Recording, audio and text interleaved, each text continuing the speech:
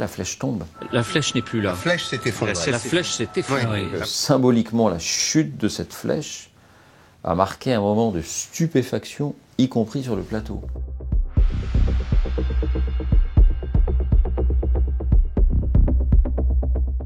C'est une soirée hors du commun, puisque ce jour-là, on attend les arbitrages d'Emmanuel Macron pour tenter de mettre fin à la crise des Gilets jaunes. Donc c'est le jour J, c'est le D-Day. On attend ça, on attend le discours. Et avant ça, on est en train de faire des hypothèses, d'évaluer les rapports de force, ceci, cela. On est en plein là-dedans, uniquement concentré là-dessus. L'acte 2 du quinquennat commence dans 2 heures dans le palais de l'Élysée. Et puis, une petite voix à l'oreillette vous dit je te le dis, il y a un peu de fumée à Notre-Dame, il y a peut-être un début d'incendie. Pour l'instant, rien de grave, mais on garde un œil là-dessus, sache-le. D'accord. 5 minutes après, remessage. Voilà, maintenant on voit plus de fumée à Notre-Dame, ça prend un petit peu d'ampleur. On te met l'image sur le N-1. Le N-1, c'est un petit écran que vous avez à votre gauche où vous pouvez visionner une source d'image extérieure. Pardon, j'étais en train de m'entretenir avec la régie parce qu'apparemment à Notre-Dame de Paris, c'est un incendie très sérieux. Et je vois effectivement Notre-Dame, donc je dis, parce qu'on a un moyen de parler à la régie, je dis, mettons l'image en vignette, puis on va le signaler. Puis on y reviendra peut-être si... Et donc on fait ça. Et puis on constate que l'incendie prend de l'ampleur, que la fumée est toujours plus épaisse, qu'elle devient un peu plus sombre. Et à ce moment-là, on décide de laisser Notre-Dame. Et puis, quand on voit que la fumée est trop forte, alors là, on oublie complètement notre Emmanuel Macron, qui passe au second plan. Et il se trouve qu'on a un journaliste qui est là-bas par hasard, un présentateur de LCI, Damien Givlet. Et on l'a au téléphone. Et il nous dit, il se passe quelque chose. Il y a du monde autour de Notre-Dame, des gens sont arrêtés, les pompiers arrivent, de plus en plus de pompiers, il y a un dispositif impressionnant, l'affaire est très sérieuse. Et à ce moment-là, lui, il nous fait 5, 10, 15 minutes de direct. On ne peut absolument pas approcher, je ne sais pas si vous l'entendez derrière moi, mais les policiers qui courent et qui crient en disant « évacuez, évacuez ». On sentait dans sa voix, dans son timbre de voix, dans ses intonations, que c'était très impressionnant. Et petit à petit, Notre-Dame, qui était en petite vignette, devient un plein écran et l'événement, il est là. Il n'est plus autour d'Emmanuel Macron. On ne pouvait pas tout donner, qui, quoi, comment, combien, pourquoi, mais vous pouvez donner des éléments d'appréciation, de contexte.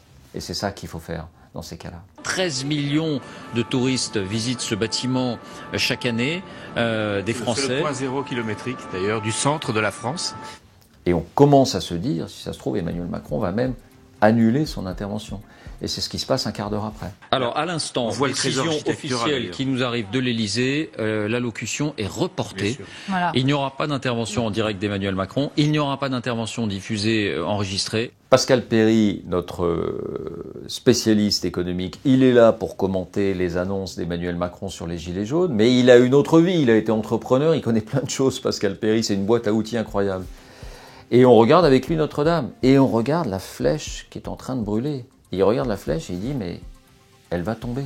On voit mal, là, avec ces images, comment la flèche peut être sauvée. La flèche va vraisemblablement s'effondrer. Elle va tomber? Ben oui, elle va tomber. Une flèche, c'est quoi? Du bois, du plomb. Si ça brûle, ça peut pas tenir. Et 5 minutes après, la flèche tombe. Alors, regardez, on le distingue. La flèche n'est plus là. La flèche s'est effondrée. La flèche s'est effondrée. Oui, la flèche s'est effondrée. La flèche de Notre-Dame de Paris, proie des flammes, s'est effondrée. Et alors là l'événement, certains ont dit c'est le 11 septembre. Bon, il faut se garder de ces comparaisons un peu hasardeuses. Mais c'est vrai que symboliquement, la chute de cette flèche a marqué un moment de stupéfaction, y compris sur le plateau. Et donc là, on s'est dit, Emmanuel Macron ne parlera plus. On n'était plus que sur Notre-Dame. Les tweets de Trump qui arrivent, etc. Bref, là, l'événement devient majeur. Rendez-vous compte de l'impact qu'a cet incendie. À l'instant, Donald Trump réagit sur Twitter. Autant dire que cette image-là que vous découvrez, elle est diffusée sur les écrans du monde entier. C'est au moment où on a eu les premières images de cette foule rassemblée autour de Notre-Dame. Des Parisiens, des touristes venus du monde entier, que là, on a compris l'impact que pouvait avoir un tel incendie partout sur la planète. Quand on est à l'antenne, on est tellement concentré sur l'antenne que c'est difficile de percevoir ce qui se passe en régie. Mais ce qui est sûr, c'est qu'on a senti que, voilà, que la régie était à fond. Mais après, dire qu'on a senti l'émotion en régie ou quoi, ou la consternation, non, c'est difficile à dire. Mais sur le plateau, on le sentait. Moi, je voyais Eugénie Bastier qui était réellement émue, qui était réellement décontenancée, qui était réellement attristée. Et d'ailleurs, une bonne partie d'entre nous, on s'en est parlé la semaine suivante, parce qu'on se retrouve de semaine en semaine. En rentrant à la maison, beaucoup d'entre nous se sont arrêtés devant Notre-Dame. Pourquoi ? Parce qu'il y avait un côté irréel de ce qui se passait. C'est-à-dire qu'on a du mal à y croire. On le voit à travers un écran, c'est une chose. Mais le voir réellement, là on prend conscience de ce que c'est vraiment. Ce que cette soirée avait à être singulier, c'était que tout le monde, je pense, avait oublié Notre-Dame. Pour nous Parisiens, pour nous Français, Notre-Dame faisait partie des meubles. On passait devant sans la regarder. Et brusquement, là, on réalisait ce que c'était en termes de symboles, de patrimoine.